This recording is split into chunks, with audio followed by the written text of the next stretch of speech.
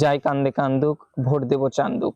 এতক্ষণ শুনলেন ব্যথার ওষুধ নিবেদিত খবরের শিরোনাম, এবারে বিস্তারিত। এনজে অনেকদিন যাবৎ ক্ষুধার্ত এবং ঘুমান্ত অবস্থায় ছিল। এনজের ঘুম কেটে যাওয়ার পর সে এখন অনেক ক্ষুধা অনুভব করছে। এই জন্য এনজে সিদ্ধান্ত নিয়েছে সে খুশির মায়ের বেগুন, পুটুর মায়ের ঘুঁটা এবং সেকেন্দারের চুলাতে জাল জ্বালিয়ে সে রান্না করে খেতে চায়।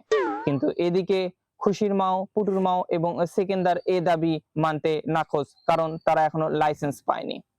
এদিকে এনজে সিদ্ধান্ত নিয়েছে তার সবজিখোর কিছু সহকর্মীদেরকে নিয়ে চান্দাতোলা মহাসড়ক অবরোধ করে রেখেছে, কারণ তারা যেন দ্রুত লাইসেন্স পায়।